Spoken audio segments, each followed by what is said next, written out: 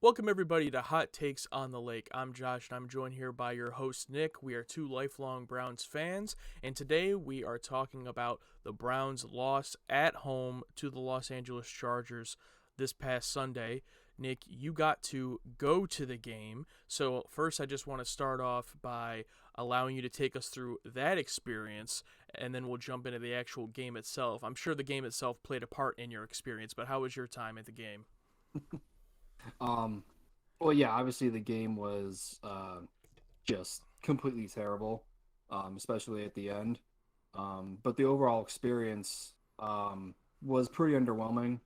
I was talking to you before we got on here, and I just feel like because the Cavs and the Guardians have done so many good improvements to their stadiums as far as food and just amenities and like the common areas and stuff, the Browns, I mean, it seems like it hasn't really changed much since they built it in whatever the late 90s. Um, and yeah, obviously being a bigger person, walking all the way up to the upper deck was not very fun either. It was kind of like climbing a mountain, but overall it was still fun. It's always good to go watch sports in person when 99% of the time I'm watching it from my couch. Um, but still, and then obviously the game itself was just a roller coaster. It started off great and then ended terribly, but what are you gonna do? Yeah, absolutely. Well, we're going to be jumping into the game. Whether you're watching us on our YouTube channel or listening to us on a podcasting platform, make sure you subscribe to Hot Takes on the Lake so you can join us for every game this season. Um, so, Nick, we're going to jump into it. Obviously, the Browns, like I said, lost 28-30, and I just want to let you give just your opening initial thoughts, kind of focus wherever you want what jumped out to you the most about this game. So I'll just kind of open the floor to you to start. Well, I would just say that it's yet another game that was pretty much handed to us. I think, and I think Brandon Staley, the coach for the Chargers, um, I think it might come back to bite him that he just is so aggressive and always goes for fourth down, no matter kind of like where they are. That kind of happened in the game last year when we lost in LA. I think they went for it like I think it was like in their own 30 on their own 20 or something, and they still went for it and they got it, but I think he's kind of like one of those, live by analytics, die by analytics guys. Like, oh well, if we, whatever percent chance we can get this first down, let's just go for it. I think that I think it was a big mistake, obviously, to pass the ball, especially with the way they were running it. I fully expected them just to give it to Eckler and he would just break off like a 10 to 15 yard run and put the game away. The way just our running defense was horrific all game long. Um, so yeah, just initial thoughts is just this game was completely handed to us, and we still managed to blow it somehow. It's just you know, it's just a comedy of errors on both sides of the ball. There's issues still. We've talked that we could easily be almost undefeated this year, but I feel like on the flip side we could almost be having one or no losses. These kind of games are just having it could really go either way, honestly. And it just comes down to the details, and we're still just not sharp on those details. Yeah, I think that there's a lot to get into about the performance of the game, and we will get to all of that. But I did want to start off with the kicking because ultimately, you take away the entire scenario of how the game played out. Ultimately, we had the ball. Field goal attempt. I think it was 54 yards, if I'm remembering correctly, but it was in that 50-yard plus range, and we missed the kick and lost. And I don't know, maybe you agree, maybe you won't. You can let me know, but I just feel like if you told me, okay, if you have the opportunity where every single game this season can be your kicker, you guys have the ball, you kick a field goal and win the game, I'm going to take that opportunity in any game. And we had the opportunity and we didn't make the kick. And this isn't to just sit here and blame Cade York for the entire game. That's not what I'm doing. But my point is, so many games in the NFL come down to a field goal. I mean, the Ravens and Bengals later that night, Sunday Night Football, field goal decided the game. We've seen that so many times.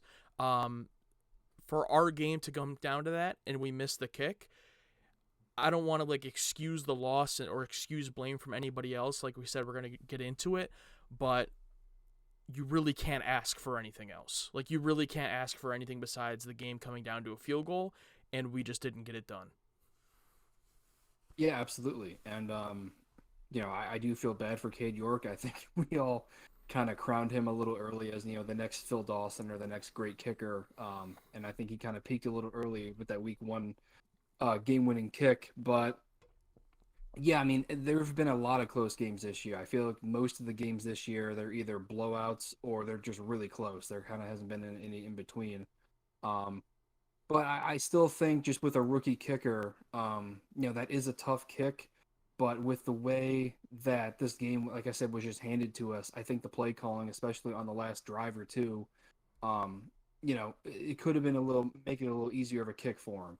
Obviously Brissett has really been struggling on these out routes that, towards the sideline. It just his accuracy is just they're just low and away. I mean, guys are just like kind of diving for the ball. I mean, not accurate at all. You take a deep shot to Peoples Jones. To his credit, he caught the ball, but I mean, he was still 3 or 4 yards out of bounds, anyways. Um, and yeah, I think I believe we didn't have a timeout left on that last drive after we got the fourth down stop. No, we did not. Didn't Yeah. yeah didn't have a timeout. Um, maybe not the last play before the kick, but maybe on that first or second down. I mean, Nick Chubb was averaging 8 yards per carry. You can't give him the ball once and maybe get 8 to 10 yards out of it. Like I said, just to make it an easier kick for him. Still would have been a tough one for sure, but I think we kind of did him a disservice. Obviously, yes, he literally has one job, and that's to make kicks. Um, and it's disappointing, especially with the high hopes that we had coming after the week one.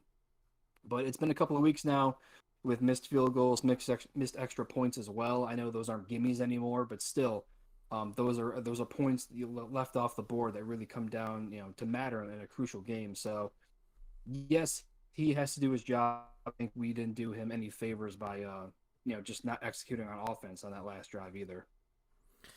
Yeah, and I think that's fair. So we'll jump into the offense first. But I'm all roads are gonna kind of lead the same place for me. But we'll start with the offense.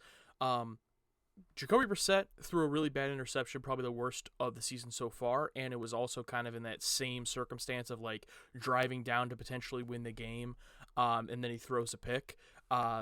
This time was a little bit different because we got the ball back, but we didn't think we would get the ball back when that happened. So it was kind of the same way it played out the other two times in our other losses, except this time it was just very clearly a bad interception. The other two, we had kind of made excuses or given a little bit of a pass of like, oh, it's the end of the game. He's trying to make a play.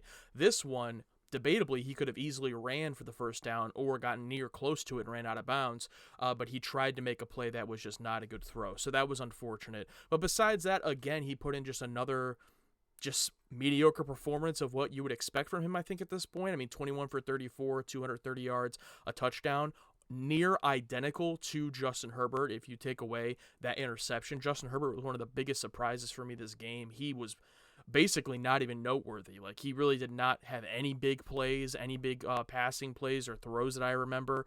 And we'll get more to our defense later, but I just was really surprised by that. It was almost like we weren't facing even like an elite quarterback. So I was a little bit surprised. But Brissett was just kind of average. Nick Chubb, another great, quiet 130 plus yard game, 2 touchdowns. He now leads the league in yards, rushing yards, and rushing touchdowns. So he's still doing his thing. Kareem Hunt even did really well, got a touchdown, almost 50 yard, almost a 5 yard average. And Njoku also really stepped up, in my opinion. Had a great game, too. A lot of good catches from him and Cooper, DPJ. So when I look at the offense from that perspective, there wasn't much that I was concerned about. No sacks given up, no fumbles, just the one bad pick. And when you look at our offense from the perspective of their drives, we had 10 drives in the game. In 4 of those drives, we got touchdowns. 2 more of them, we set up for field goals that our kicker missed. So in over half of our offensive drives, we set up a score or scored. And then obviously we had the interception on the one. But that's a pretty good offensive performance, in my opinion. I think when you watch the game, there were definitely plays you'd want to have back and some bad plays. But I can't come away from this game being mad at the offensive players. We can talk about the offensive coaching, but the offensive players, I really, can't really be mad at in this game, I feel like.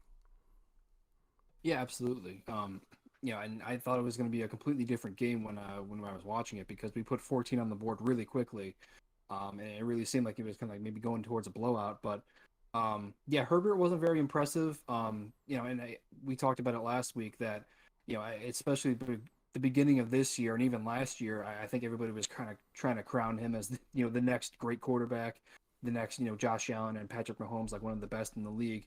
I still think he can be. I mean, I just don't think he's there quite yet. Um, and especially with as bad as the secondary has been, I thought he would just throw all over us and just kind of be kind of put this game out of reach. But we were able to hold him in check. And besides the pick, Brissett played pretty much as he has all week or all year rather, taking care of the ball, not really forcing anything again besides that bad interception. I don't care who was playing quarterback, whether it's Deshaun Watson or if Joe Montana came out of retirement and tried to make that throw. He was not open. It was a bad throw, bad read. Should have just, like you said, ran it, or even better yet, just throw it out of the end zone and live to fight another down. And could have gotten 3 out of that drive anyways to take the lead. So besides that play, which was a bad decision by him, a pretty average game for Brissett. And yeah, again, like you said, Nick Chubb is just unbelievable. I mean, he was just running all over the place. Again, a quiet 134 for him, 2 touchdowns. Hunt was playing well as well. Peoples-Jones was coming through, especially on that one drive. I think he had like 2 or 3 in a row. That he just made big plays to keep the drive going. Cooper has just been, fantastic. Love to see Njoku getting more involved, especially downfield on that long completion as well.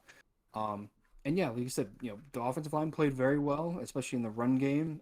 Protected Brissett. On the flip side, with the defense, we couldn't really get much pressure on Justin Herbert. But again, even besides that, it's not like he was torching us or anything like that, which I was actually really surprised about. So offensively, like you said, from the players, yeah, you can't really ask for much more. Again, just the play calling on that last drive, it's just, I don't know, it just didn't really make sense to me. It seemed like the middle of the field was wide open every time, and we just kept trying to force these out routes. And like I said, every game it seems like Brissett tries to make these throws and they're just not there. The guys, and you have to like reach down to the ground almost to even get a hand on it, and they're just not accurate. Trying a deep ball, is just not a smart move. Again, giving the ball to Chubb, or maybe even setting up a screenplay to Hunt one time to get maybe 10 yards closer, if that. I think that would have helped York. So play calling is another thing that another week I'm kind of scratching my head at times. But for the most part, besides the interception, I can't really complain with what the offense went out there and did.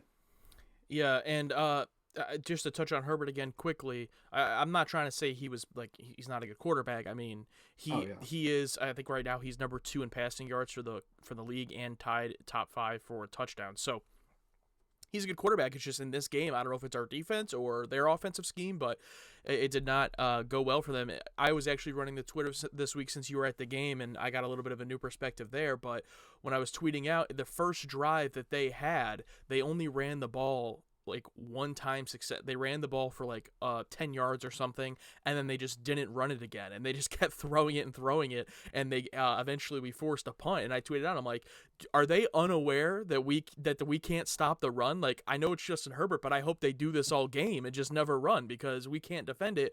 And then of course the very next drive, Austin Ekeler gets a 71-yard run for the near touchdown. So I'm like, I guess they found out, But yeah, our pass defense overall, there was still some errors. There was still some soft zone coverage and things like that. But the performance they had from a pass defense perspective, I'll take that. Like, that's acceptable to me. And I'll get more into the specifics for the late game situation. But our run defense, I know we just signed a defensive tackle, and I think we signed a linebacker as well. You might be able to get more into that. I'm not super familiar with those players that we signed, but the run defense still continues to just be a huge problem. We talked about Austin Ekeler in the preview. He's not the best running back in the league, but he's still a good one, and he had 173 yards. Even if you take away his long 71-yarder, he still had a 100-yard game on us. So that's still the glaring weakness in our defense, it seems. Yeah, especially just with the run defense, it was so bad. It seemed like as soon as they handed the ball off, right between the tackle and the guard, it just completely opened up, and they just had the entire field to run through. Really disappointed, obviously, with the linebackers, with Phillips and JOK, just taking really just bad angles. I feel like they just like taking bad angles, missing a lot of tackles. This team is not a good tackling team whatsoever from top to bottom. I mean, obviously besides like Garrett and Clowney, the most consistent tacklers, but especially when they get into the secondary, it's just a lot of diving at feet and just kind of arm tackles that guys are able to break through. Um, so yeah, the run defense was terrible. I think Pro Football Focus out of like the 100 or in 50 defensive tackle ratings, we have the two lowest defensive tackle ratings. For I think I want to say it's Taven Bryant and Togiai would be starting. I think. I mean, regardless, I mean, if it's somebody else, they're still the two worst in the league as far as they're concerned.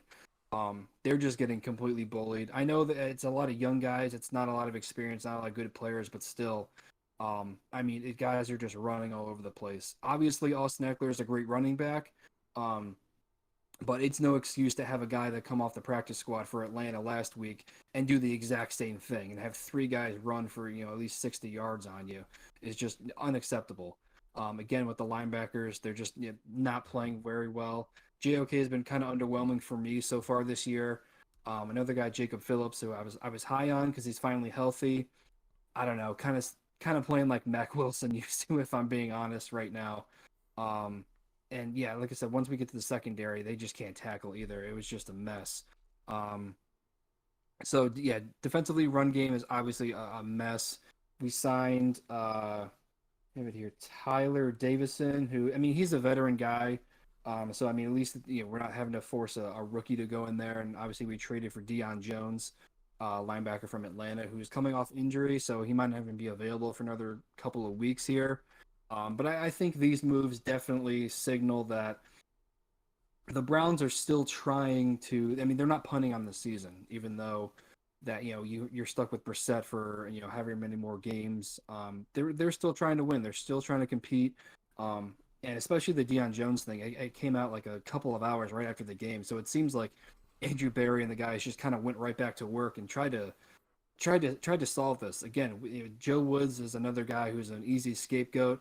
We're not we're not NFL people with all the X's and O's and all the answers. So it's hard to say how much is on him, how much would change if they fire him right now, and how much is just effort and guys who are not talented and not playing up to our standard. I think there's a lot of talent on this defense. I'm being told by people who are smarter than me and know a lot more about football that there's talented players on this defense, but it just seems like a lack of communication, a lack of effort out there at times, which is just really concerning. Yeah, I think my biggest problem with specifically this performance, but even the whole season, is just like the eye test of how it looks when they're out there, and it doesn't look good. There are so many plays where you're just like, wow, this is not good, which is what's surprising to me when you then look at how we ended up performing, and after sitting on it for a couple of days, I honestly don't have many complaints about our defensive performance. The running was terrible, absolutely. That the run defense was terrible. But really, what did it lead to? I mean, the Chargers were 3 for 10 on third down for the game. They were 0 for 2 on fourth down, and I'm pretty sure both of those fourth down attempts were very short yardage. So, the Chargers only scored 2 touchdowns in the game, or I'm sorry, 2 touchdowns in the first half. And for a team that we predicted would come in here and put up 30 plus points on us, they did end up scoring 30, but we put ourselves in a position offensively and defensively where we could have won this game even with them scoring 30 points on us. So, like, as a whole, defensively, you're always going to have plays where you make mistakes or miss assignments or miss tackles and whatever. This is a game we still should have won with the defensive performance we put in. So everyone's, like, going crazy about Joe Woods and all these things, and I know, if you lose the game, you start analyzing all these things, but realistically, I look at the offensive performance we had, and I look at the defensive performance we had, and they weren't an A+, but I think they're enough most times to go out here and win a football game. Against a good team like the Chargers. And that's what's frustrating to me, is that when I think about the reasons we didn't win personally, I think it's because we didn't get that 4th and 1 conversion on a stupid play call. Like we missed 2 field goals, that should have absolutely been made.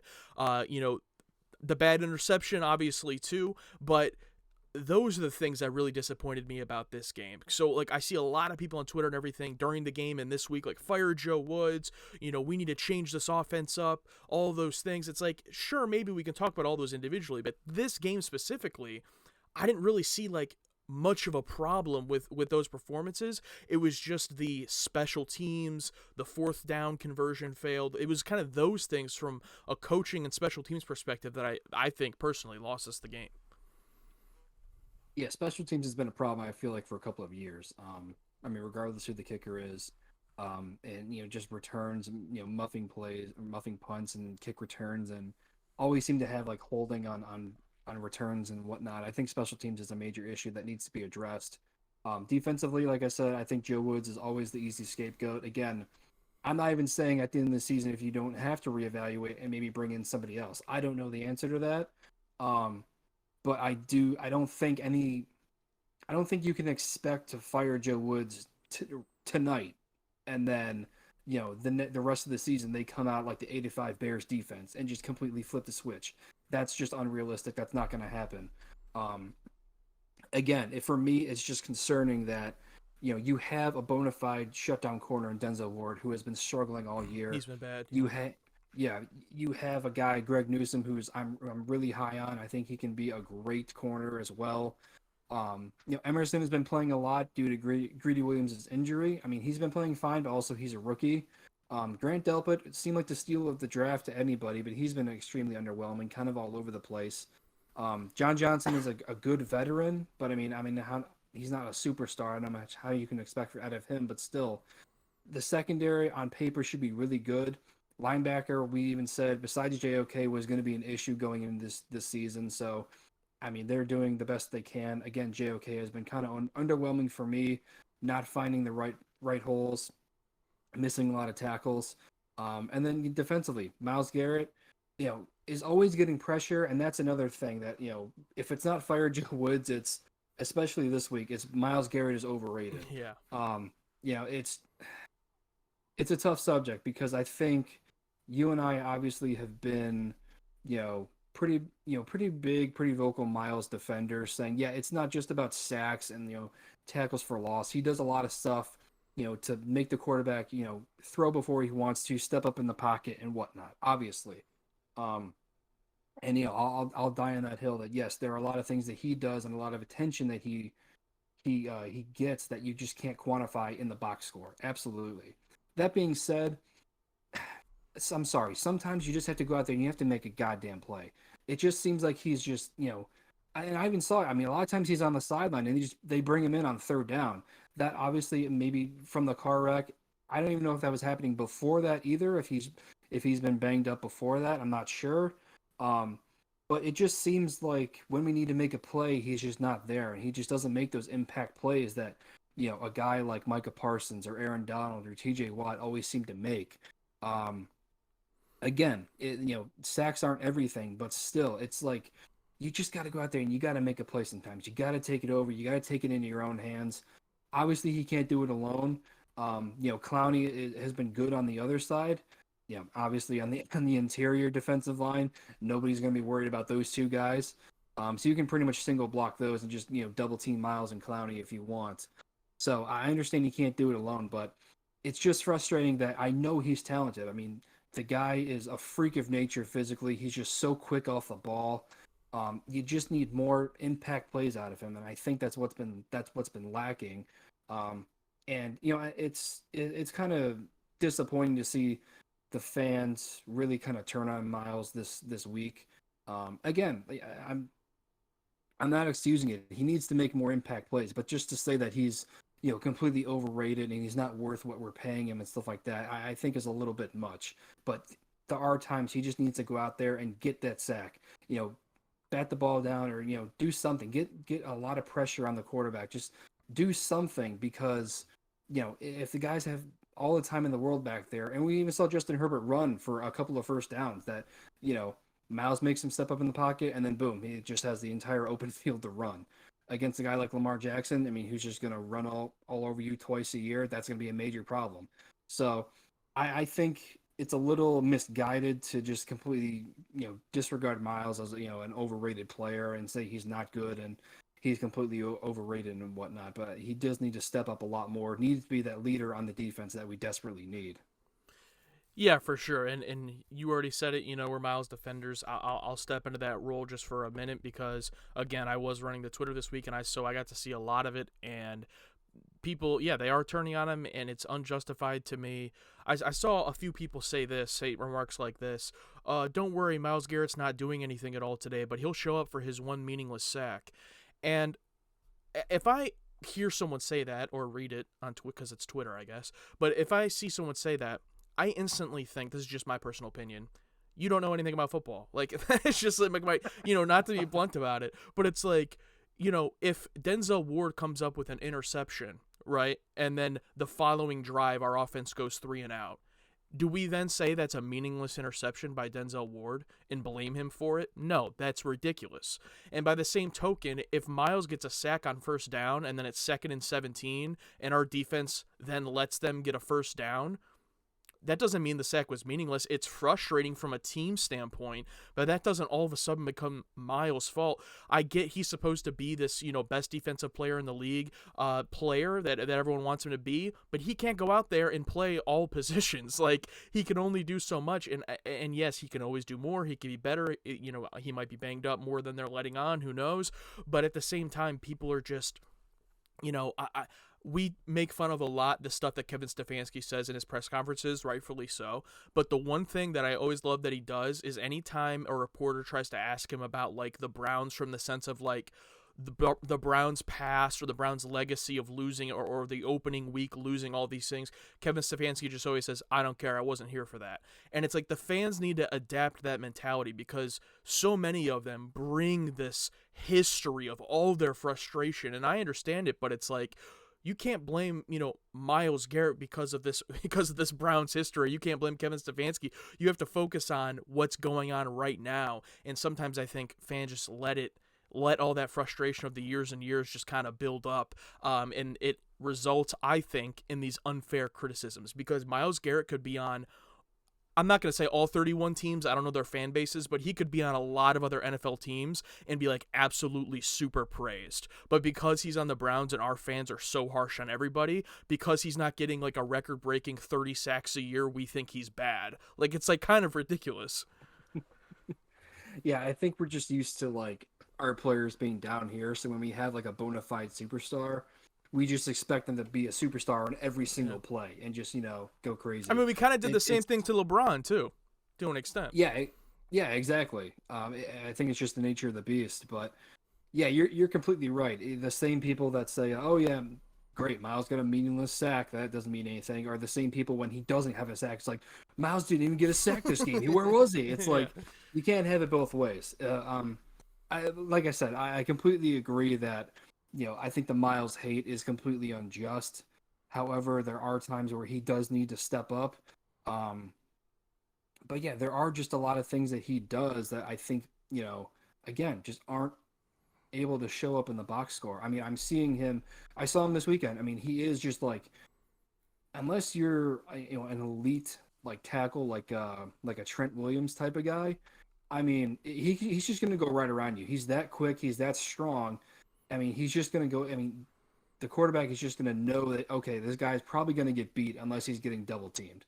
And, that's a guy that, you want to have. I mean, look at the guys that we've had, attempting to rush the passer in the years past, like, Cameron Wimbley and these Paul Kruger, these type of, low-level guys. So I think just people are going too hard on him. And again, he could be hurt more than they're saying.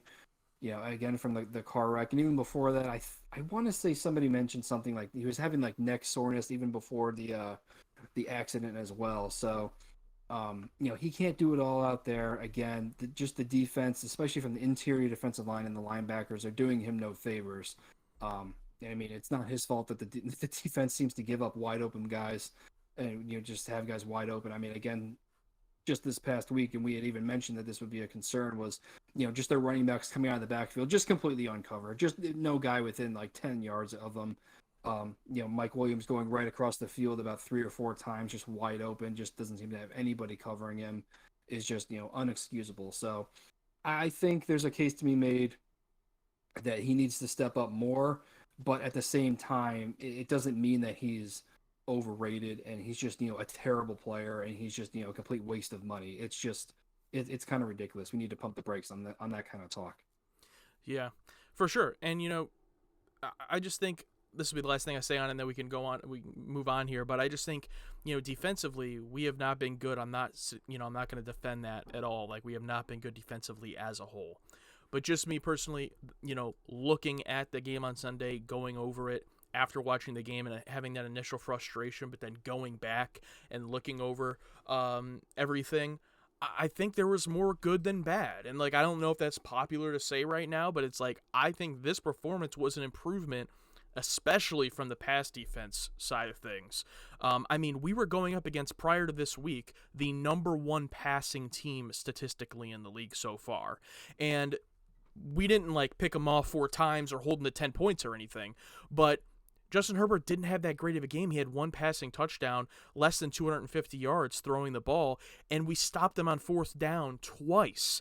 They got into the goal line scenario multiple times, and we stopped them almost every time, to the point where I was, like, genuinely shocked.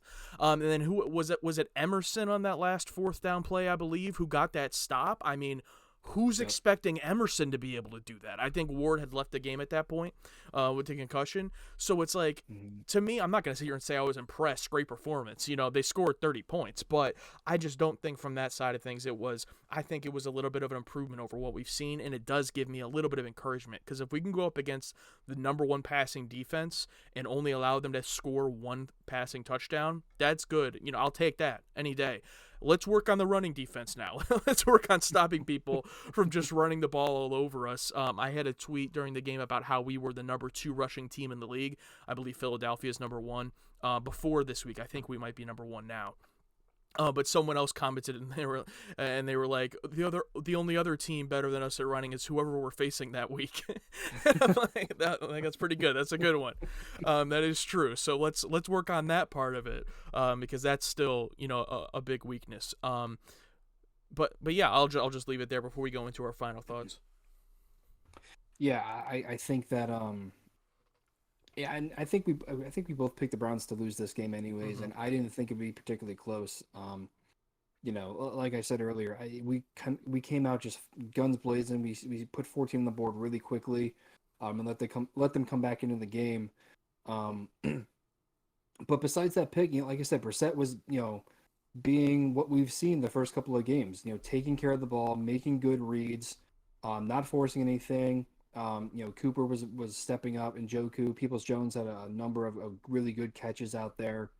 I don't know. It just seems like the first drive or two, I don't know if they're scripted or whatever, but it just seems like we always, are moving, and then it just seems like we kind of get in our own way, at least offensively, and we just kind of slow down and get real sluggish, and just kind of lose that momentum. So I think that also is another issue with the play calling as well.